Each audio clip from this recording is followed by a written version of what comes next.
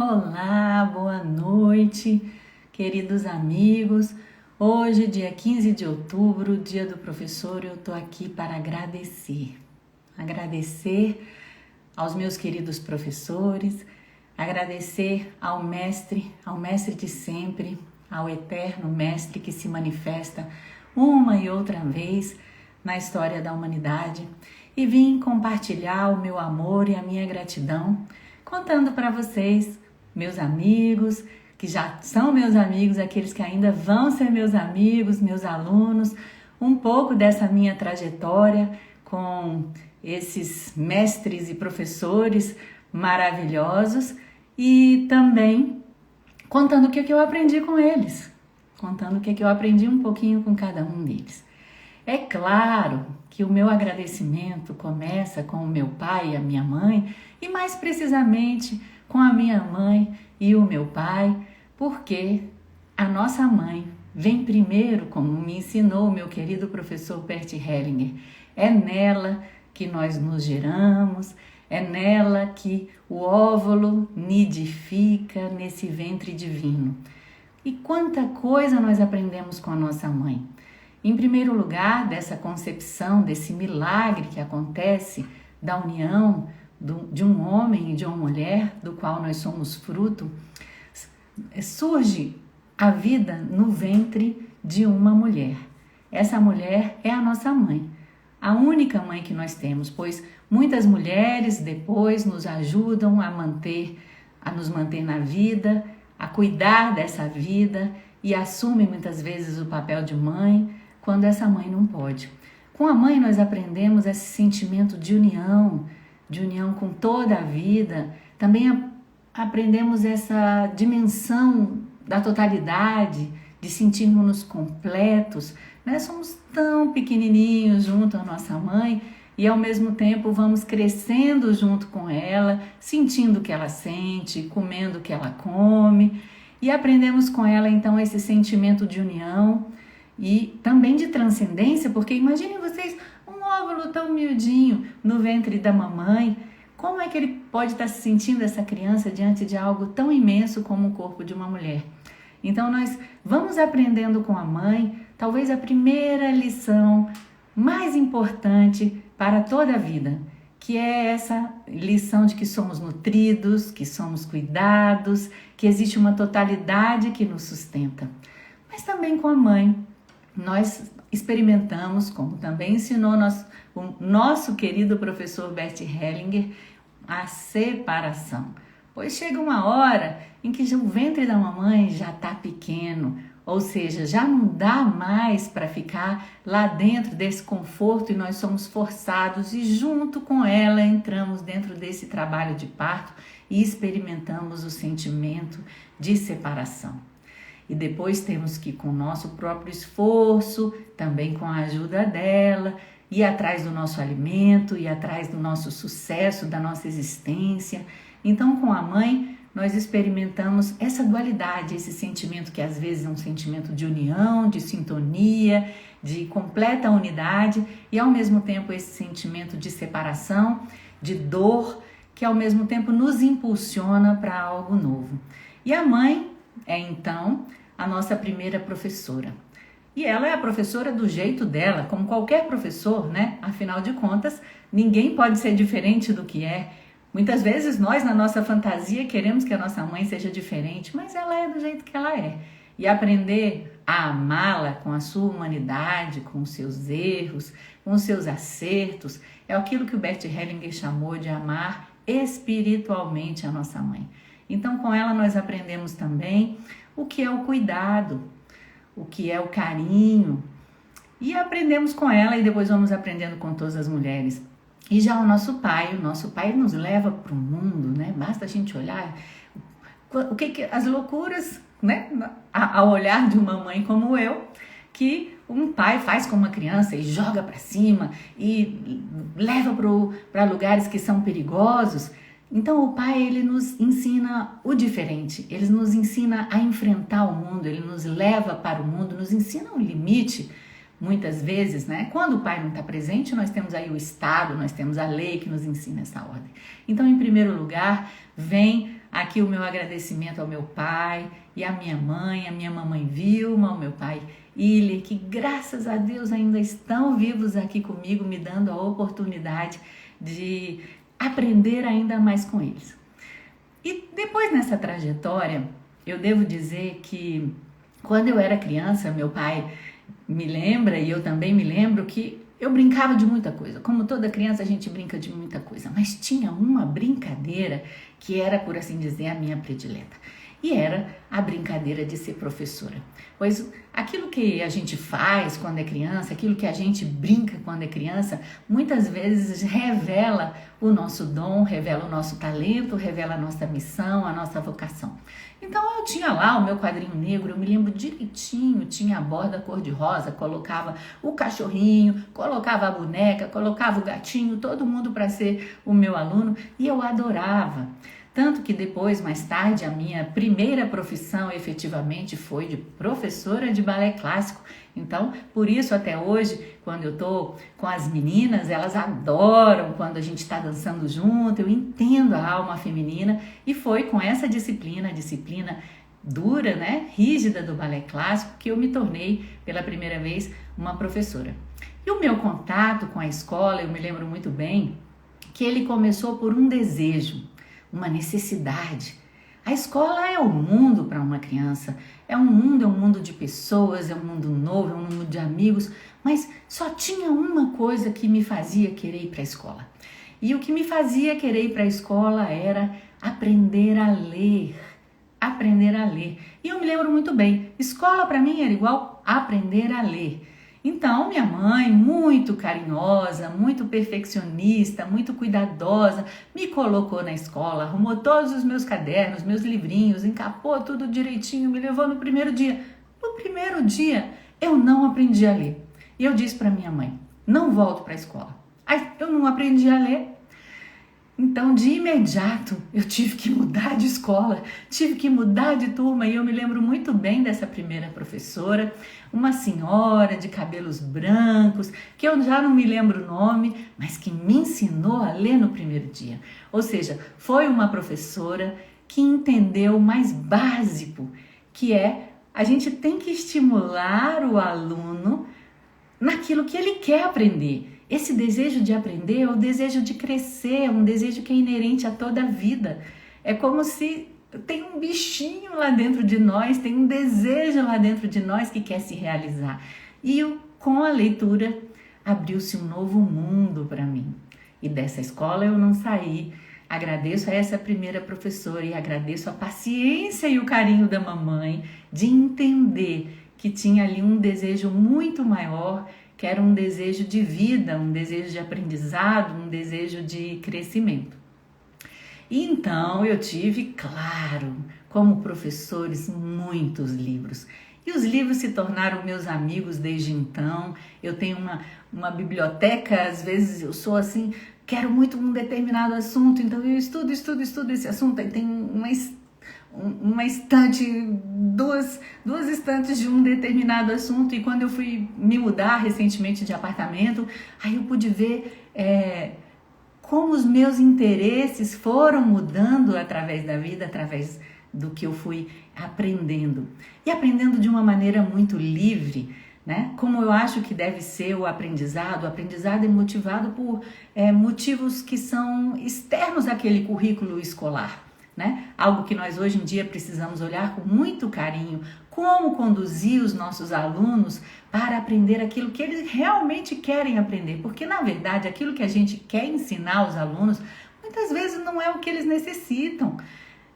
O que eles necessitam é algo diferente. Então, um professor ou a Universidade de Brasília, na qual eu sou professora há 24 anos, precisa entender como eu devo ensinar esse aluno o mais básico, aquilo que ele mais necessita. Sabemos que a escola, o principal da escola não é tanto o conhecimento, mas sim o aprendizado da convivência, o aprendizado de ser e estar no mundo de uma maneira que seja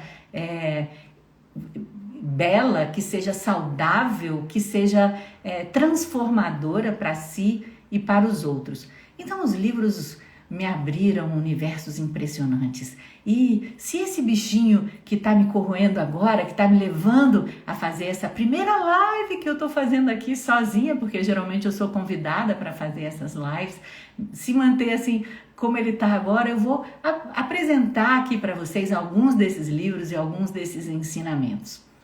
Então, os livros se tornaram meus grandes amigos, meus grandes professores, mas na infância também ainda teve um outro professor, eu diria, um contato com o mestre, né? Naturalmente, eu era uma criança religiosa. Eu me lembro que enquanto eu estava lá, eu acho que talvez na quinta série que eu estudava num colégio católico, enquanto as outras crianças estavam indo para o recreio brincar, eu era aquela que eu ia para a capela. Eu ia para a capela porque me agradava aquele silêncio, me agradava aquela contrição, me agradava aquela solitude, me agradava o contato com algo maior que naquele momento eu não sabia dizer. E ali então eu conheci, numa escola católica, o Mestre Jesus, que naquele momento foi uma revelação para mim, os seus ensinos, mas ao mesmo tempo eu encontrei outra coisa. Eu comecei a encontrar esse Mestre Jesus e esses ensinamentos dentro de mim. Durante muitos anos eu participei da Igreja Católica, mais ou menos durante toda a minha infância e adolescência, algo até um pouco inusitado para minha família, porque eram católicos, mas ninguém era assim tão praticante como eu, ou tinha tanto esse desejo de transcendência como eu tinha naquele momento. Então, já na infância, eu me reconectei com esse querido e amado Mestre Eterno que se manifesta como Jesus, que se manifestou como Buda, que se manifesta como outros mestres, como eu vim conhecer mais tarde, já, digamos, com 20 anos, eu conheci Raimundo Irineu Serra. Raimundo Irineu Serra é um jovem maranhense, na época, quer dizer, jovem já faleceu em 1970, nasceu em 1890, um homem, né, negro de mais de 2 metros de altura, um homem simples, maranhense, que no fluxo da migração do Maranhão para a floresta amazônica, foi trabalhar como seringueiro, e já desenganado daquela vida difícil de um seringueiro, que vocês sabem que quem ganha dinheiro mesmo sempre foram os patrões, né? Os seringueiros tinham uma vida muito difícil. Se já é difícil viver na Amazônia hoje, vocês imaginem como era isso há 100 ou mais de 100 anos, porque quando o Mestre Irineu chegou à Amazônia, foi por volta de 1912, 1914, e ali ele teve contato com a ayahuasca, essa substância antiquíssima, milenar, fantástica, que foi muito provavelmente, né, descoberta pelos indígenas, apesar de que existem muitas lendas e muitas histórias que falam outras coisas diferentes, mas uma bebida que faz parte dessa farmacopeia, dessa fantástica biblioteca que é a nossa amada, querida floresta amazônica, um patrimônio da humanidade. Então o Mestre Irineu, naquele momento, Raimundo Irineu Serra, um seringueiro, ele entrou em contato com essa bebida, e ao ter contato com essa bebida, ele teve revelações, inclusive de cunho cristão, até pela sua trajetória, pela sua história de vida. Apesar de ser negro, a sua mãe era muito católica, e a partir daí ele desenvolveu uma tecnologia, uma maneira de utilização dessa bebida, né? E hoje se constituiu na primeira religião cristã brasileira, que é o Santo Daime, que depois eu participei dessa religião durante 27 anos, tive a oportunidade não apenas de conhecer essa religião, como também de estudar esta religião, que foi objeto do meu doutorado em História, aonde eu então estudei a vida desse senhor, que para mim hoje em dia eu chamo de mestre, apesar de não o ter conhecido, mas pelos ensinamentos que ele deixou.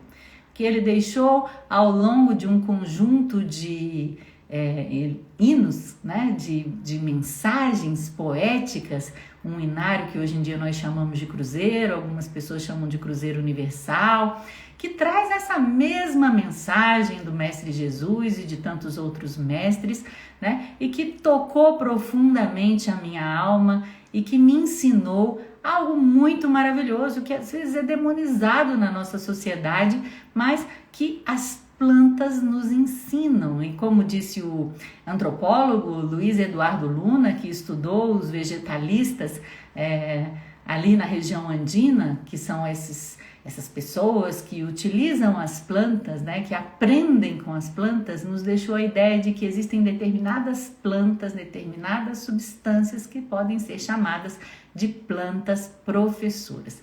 Então, além de ter reconhecido em Raimundo Irineu Serra a mesma semente do Mestre Jesus, eu posso dizer que também através da ayahuasca, dessa substância que é incrível, da união de um cipó, da união de uma folha, que numa sinergia divina acontece uma alquimia onde, imaginem vocês, o cipó, ele neutraliza as substâncias nocivas da folha. E a folha também neutraliza aquilo que é nocivo. Ou seja, onde nós podemos entrar em contato com uma sabedoria natural que está guardada dentro da nossa floresta e aprender com algo que, na verdade, está dentro de nós. Porque imaginem vocês que todos nós temos o mesmo princípio ativo que está dentro dessa bebida, que se chama dimetiltriptamina, DMT. Essa substância, ela está presente em nós, na vaquinha, no pastinho que a vaquinha come, ela está presente em todos os seres, ou seja, tem uma mensagem, no caso, uma mensagem química, uma substância que está presente em toda a natureza, que está presente em nós, mas ela está presente, só que ela fica inativa. Imaginem vocês, ela fica inativa, ela está ali, ela é produzida pelo nosso organismo. E o que acontece? Quando a gente ingere o cipó, né, Banisteriopsis caapi, se bloqueia uma enzima que nós temos no nosso estômago e surge a mensagem, aparece a mensagem da dimetiltriptamina, que a folha, que dentro da religião Santo Daime é chamada de rainha, que se chama cientificamente de Psychotria viridis, traz em alta concentração. E que mensagem é essa que a ayahuasca nos traz? Essa substância que, quem sabe, é a substância mais poderosa que existe. Ela traz a mensagem da simplicidade, da união com a natureza. Ela é uma substância que é chamada na América Andina de o vinho das almas, porque incrivelmente ela abre o contato com uma realidade sutil, uma realidade espiritual, né? Se vocês forem olhar aí no Google, no YouTube, vão ver que a DMT é também conhecida como a molécula do espírito.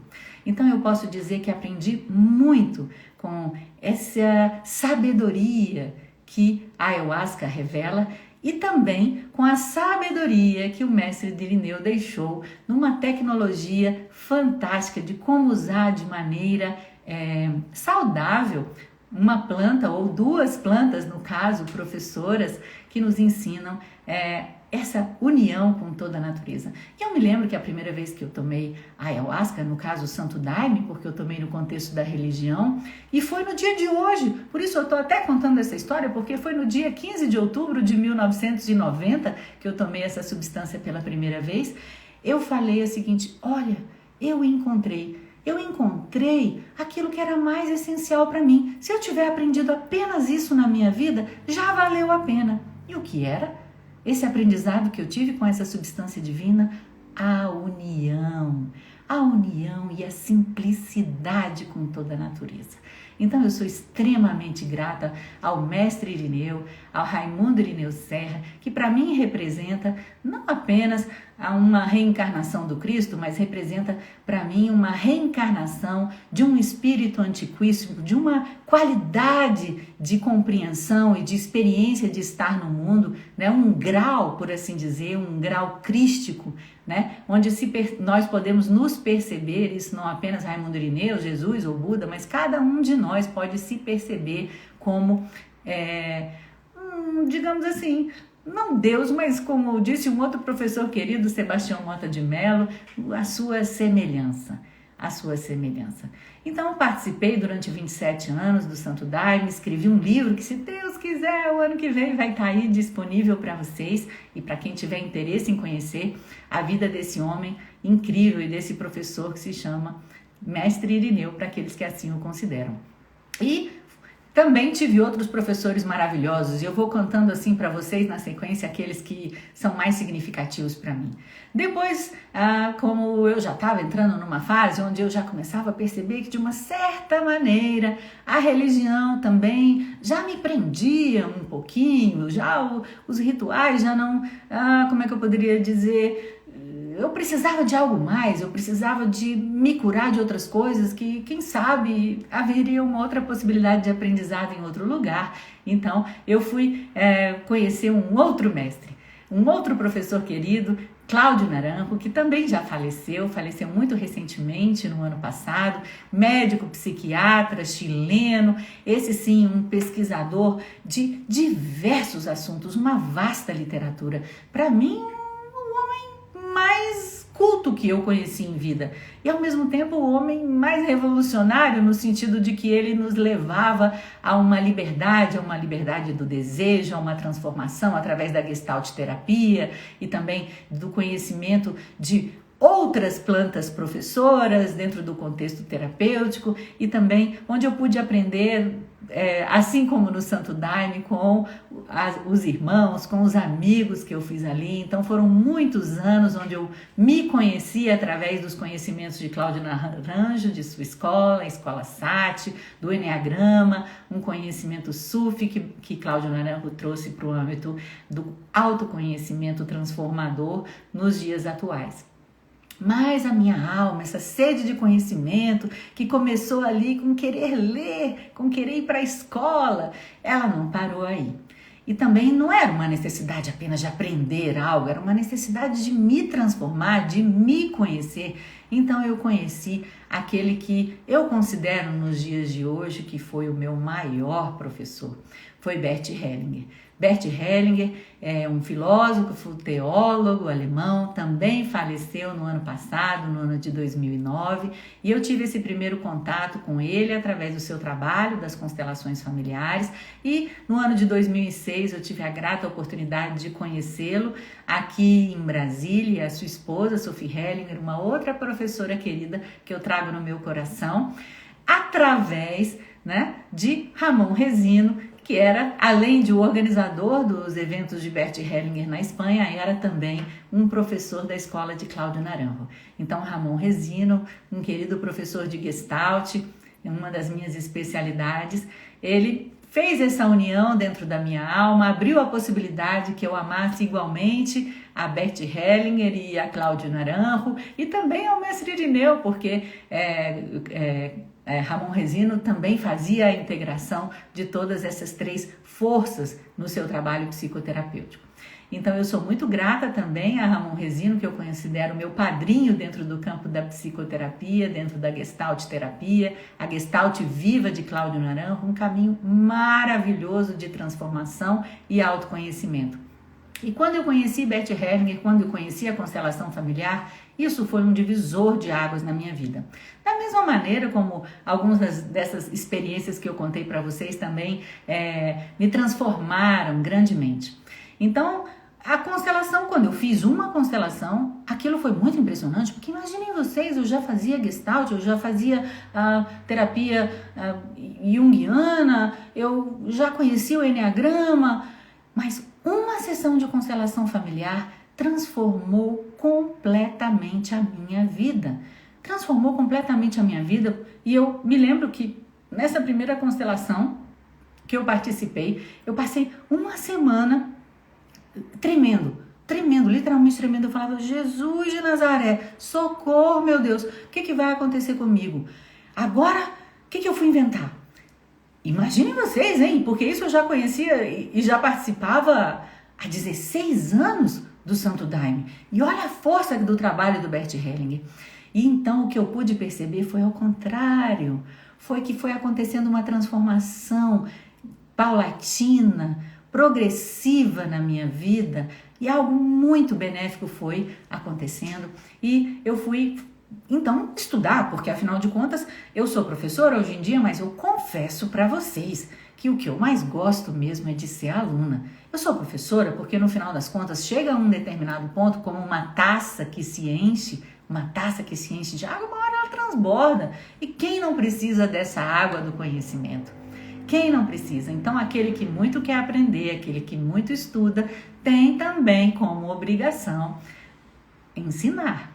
Então, naquele momento eu já era professora, eu me tornei professora universitária em 1996. Eu sou imensamente grata a essa universidade fantástica que é a Universidade de Brasília, porque vocês imaginem o que foi uma universidade surgir no contexto de uma ditadura dentro do Brasil e ao mesmo tempo ter uma proposta completamente inovadora, completamente libertária, uma proposta multitrans e interdisciplinar que permanece até hoje. Eu sou extremamente grata a esta possibilidade, porque a universidade me permitiu fazer uma graduação em comunicação, um mestrado em comunicação, e depois eu fui fazer o meu doutorado em história, estudar uma religião, depois eu fui fazer um pós-doutorado, onde eu fui estudar a representação social através de todas os jornais que receberam, que tinham lá a palavrinha maconha, essa coisa horrorosa, demonizada aí, que todo mundo fala tanto e pouco conhece, mas que tem o potencial de transformar a face da humanidade, que eu digo com toda certeza é a planta mais incrível deste planeta, por todas as suas utilidades, e ainda pouco conhecida, e ainda demonizada, e eu fui estudar como essa coisa que me parecia tão incrível, que você faz corda, que tira radioatividade do solo, que cura epilepsia, que faz tantas coisas, um remédio incrível para tantas doenças. Como aquilo tinha virado essa bagunça toda? Como aquilo tinha virado essa coisa horrorosa que bagunçada? Afinal de contas, quem é meu amigo sabe. Se tem uma coisa que é difícil para mim, é uma coisa fora da lei, uma coisa desorganizada, então eu fui estudar o que tinha acontecido. Por que uma planta, por que ela tinha sido excluída e demonizada? E então eu fiz um pós-doutorado, onde eu busquei todos os jornais da Folha de São Paulo. Meu Jesus de Nazaré, quanto trabalho! Peguei todos os jornais, fiz uma amostra quali quantitativa, dia sim, dia não, de manhã, de tarde e tal, todos os jornais da Folha de São Paulo, desde da sua fundação em 1960 até 2012, onde eu peguei todas aquelas matérias de jornal, digitalizei, coloquei tudo dentro de um software de representações sociais e saíram todos aqueles gráficos. O que aconteceu ao longo do tempo? Que palavras, que informações estavam associadas a essa planta? E aí fui vendo como se deu a construção social da feiura, dessa ideia que nós temos de uma planta que na verdade é apenas uma plantinha. É uma plantinha e de incríveis propriedades. Então eu fiz esse pós-doutorado em psicologia social. Nesse momento eu já tinha feito 2 especializações em Gestalt terapia e já estava assim, não, fiz um pós-doutorado em psicologia, já fiz 2 formações básicas em constelação familiar, já tinha me formado na Hellinger Ciência, recebido lá na Alemanha meu diplomazinho da Hellinger Ciência. Naquele tempo a gente fazia os encontros da Hellinger Ciência, recebido o meu diploma das mãos da querida Sophie e de Bert Hellinger. Então eu falei, não, preciso fazer psicologia. Eu tenho que aprender psicologia porque afinal de contas eu tem essa necessidade natural de aprender, necessidade natural de conhecer. Então, naquele momento, eu recebi um folder, recebi uma pequena publicidade, uma publicidade de um curso de psicologia, o único curso de psicologia até hoje no mundo que é baseado na abordagem de Bert Hellinger, que foi quando eu conheci também uma querida professora, Angélica Oliveira, que junto com seu marido tem essa universidade, a Universidade Multicultural CUDEC, que tenho uma graduação em psicologia de sistemas, em pedagogia sistêmica, também um mestrado, já não sei se eles já têm o doutorado, mas que foram ousados e receberam a bênção de Bert Hellinger para poder trazer esse conhecimento para dentro da universidade. Então eu passei 7 anos estudando no México, fiz uma outra graduação e que eu achei que foi incrível para mim, porque imaginem vocês, eu já estava cansada, né? Afinal de contas, uma graduação, um mestrado, um doutorado, um pós-doutorado e convenhamos, né? Vocês que já foram à escola sabem que vida de estudante é bom aprender, mas tem uma parte que é muito dura. Então, foi uma bênção para mim poder aprender de uma maneira completamente diferente, usando a constelação familiar. Eu me lembro assim de uma experiência incrível, né? Imaginem vocês, a gente aprendendo teoria freudiana, né? O que é o consciente, o ego, o id, o superego, e fazendo uma constelação familiar e podendo experimentar na prática o que é esse conhecimento, ou seja, vivenciar dentro. Aí eu pude ter um vislumbre do que é que pode realmente acontecer quando essa abordagem filosófica e prática que o Bert Hellinger trouxe para a humanidade, que ele descobriu e desenvolveu junto com a sua esposa Sophie Hellinger, quando ela realmente puder entrar para o campo da educação. Porque nós temos uma nova maneira de conhecer, uma nova maneira que não é esse método científico cartesiano tradicional, onde a gente vai acessar esse campo que hoje já os físicos já sabem da existência de um campo unificado, um campo quântico de informações que une a toda a natureza, e nós podemos acessar este campo através da nossa sensibilidade. De uma certa maneira, ligar o nosso Bluetooth, ligar o nosso Wi-Fi, e ao invés de ter que ir a tantos livros, como eu fui a vida inteira, com muito carinho, com muito amor,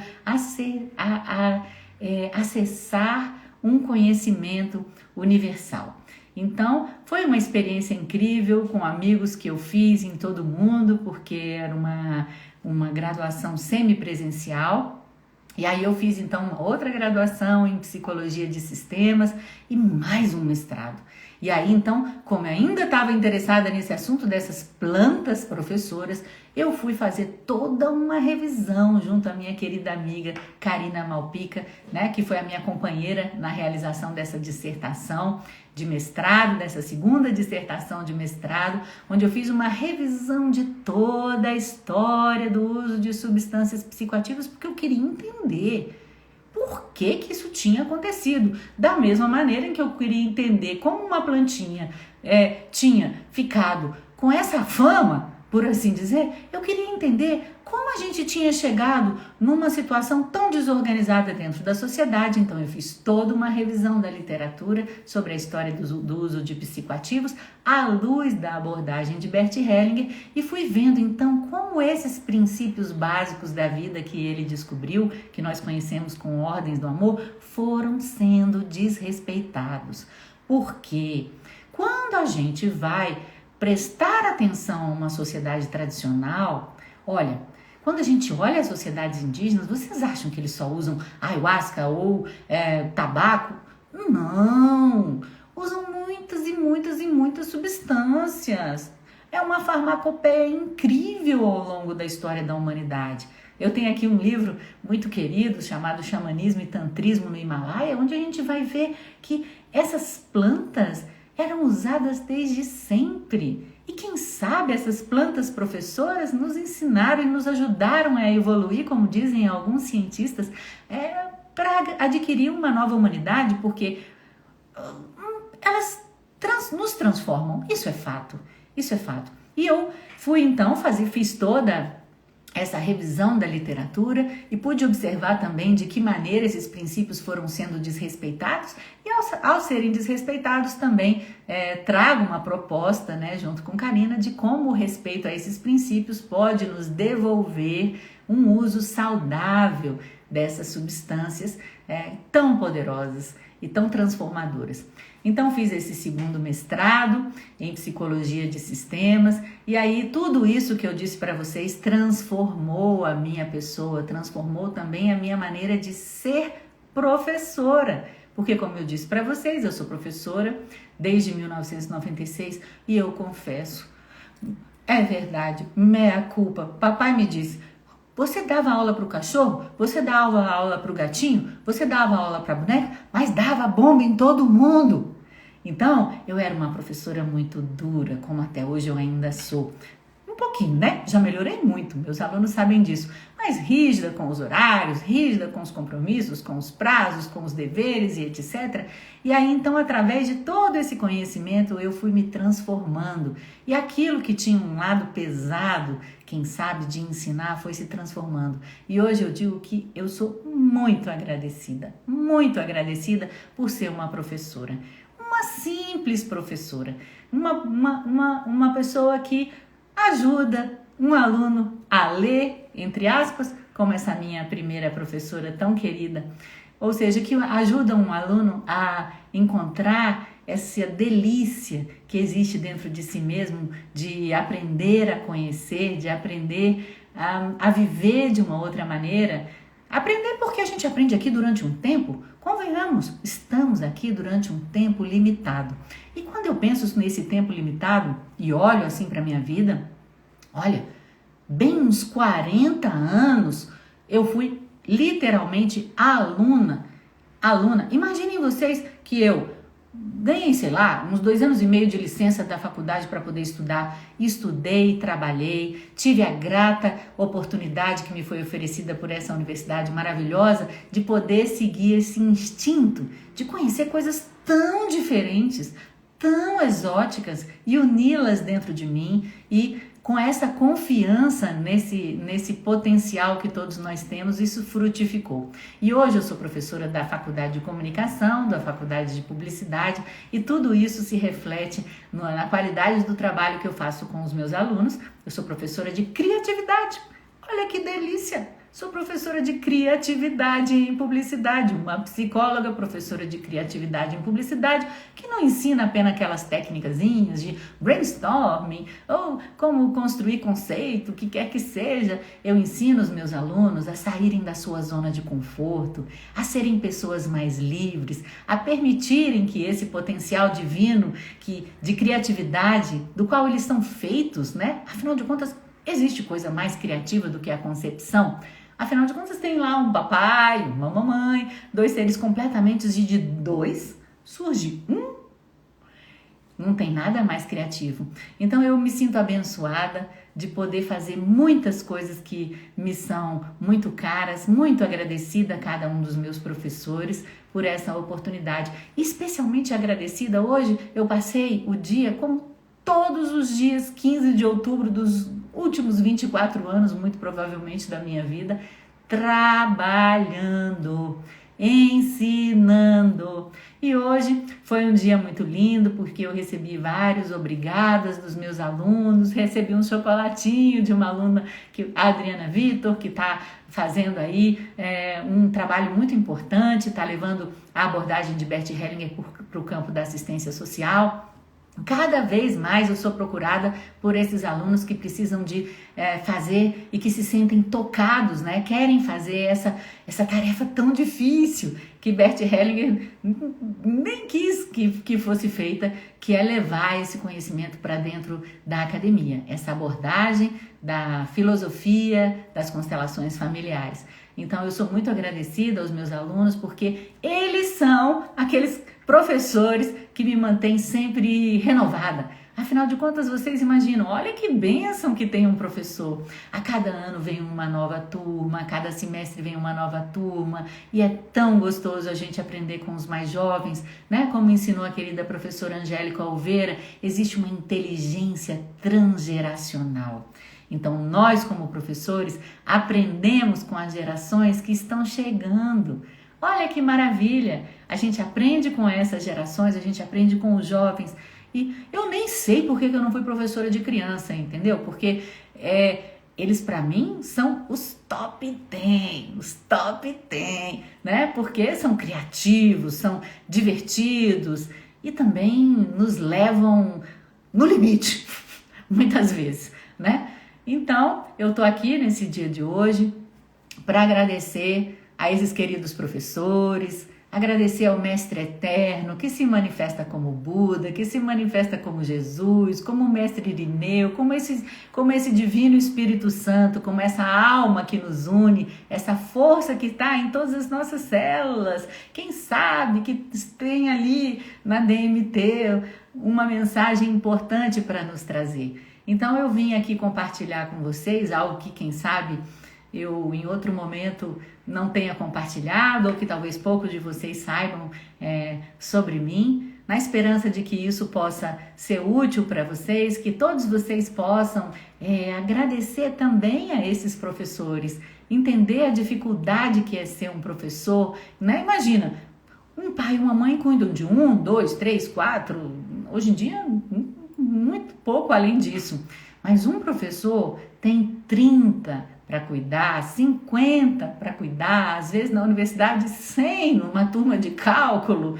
Ou seja, vamos valorizar a esses que nos dão a mão, a escola, a todas as instituições de ensino que acolhem os alunos, que apoiam esses alunos nesse seu crescimento, que nos ensinam a conviver, a ser, a fazer e tanto mais, tantas coisas mais.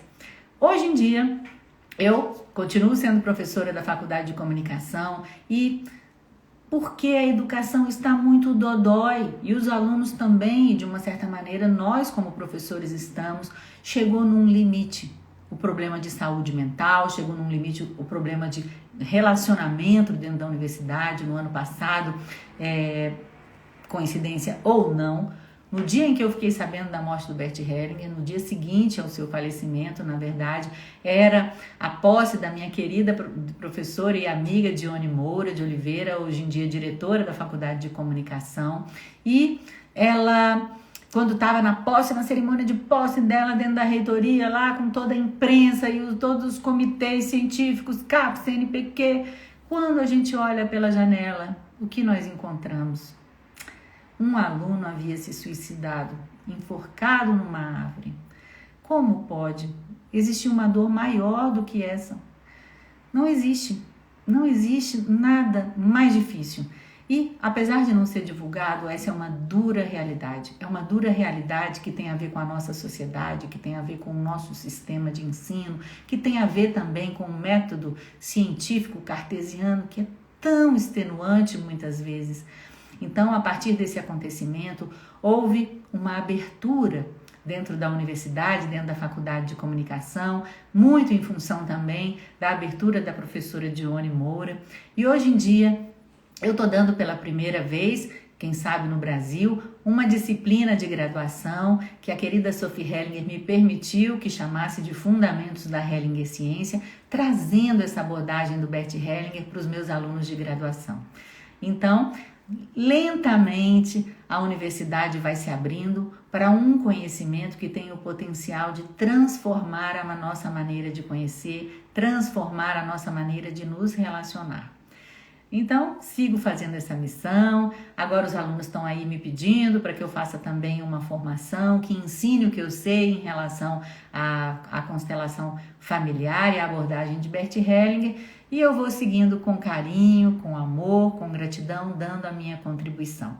Então, eu gostaria de agradecer as pessoas que estão aqui, essas 21 pessoas que estão aqui vendo essa live, né? Ao Henrique, à Patrícia, ao Eduardo, a Lourdes, ao Eduardo Paniti, a Clícia, Eduardo, quem mais? Patrícia Freitas Molina, e quem mais? Daniela, Valéria, Cristiane, Júnior, Family Constellations, Léo Martins, Sentir Terapias, Remoreira, Labscribing, Adriana e tantas pessoas, Virgílio, Renata, oi Virgílio, Charlene, Júnior de novo, muito bem, e fico aqui, Lídia, e fico à disposição Se algum de vocês quiser me fazer uma pergunta, eu também tenho um outro nome, né? Eu chamo Isabela Lara Oliveira, mas às vezes eu brinco, tem gente que fala assim, Isabelha, Isa Linda. Eu costumo dizer que eu também chamo Isa Google. Então, se você tiver uma pergunta, seja agora ou seja depois, deixa aqui nos seus comentários. Eu vou ficar muito feliz de poder responder e muito feliz também de poder contribuir naquilo que vocês necessitarem. É uma alegria estar com vocês, hoje, sempre. E, como eu disse, eu espero que essa vontade de fazer uma live, de contar um pouquinho mais das coisas boas da vida, eu possa surgir e eu possa compartilhar com vocês mais uma vez. Alguém tem uma pergunta? Gostaria de me perguntar algo sobre aquilo que eu falei ou sobre aquilo que eu conheço? Será um prazer poder responder.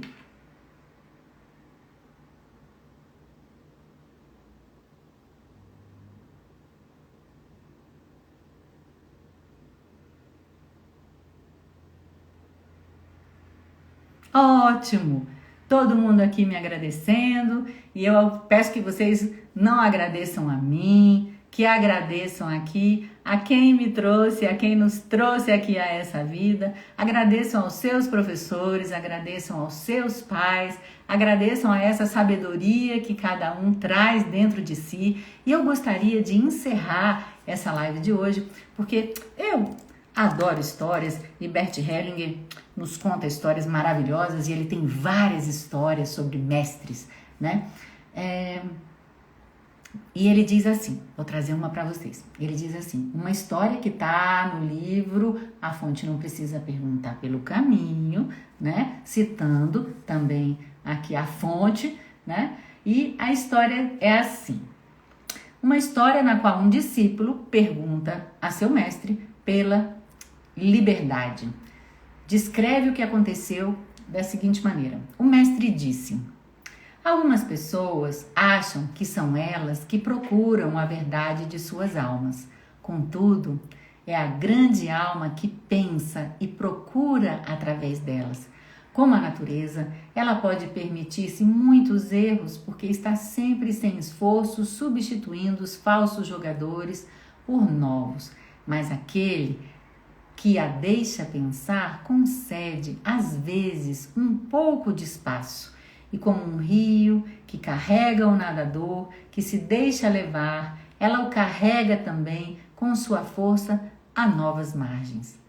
Então, que vocês possam ser conduzidos pela sabedoria de suas almas, que possam encontrar dentro de si mesmos esse mestre que sempre existiu, a sabedoria que existe em cada um de nós e que sejam felizes, conduzidos para a plenitude que é o nosso direito. Desejo a todos vocês, a família de vocês, tudo de bom. Deixo aqui um muito obrigada aos meus alunos, muito obrigada aos meus queridos professores, muito obrigada a cada um de vocês que estiveram aqui e sigo à disposição a serviço da vida com muito amor, com muita gratidão.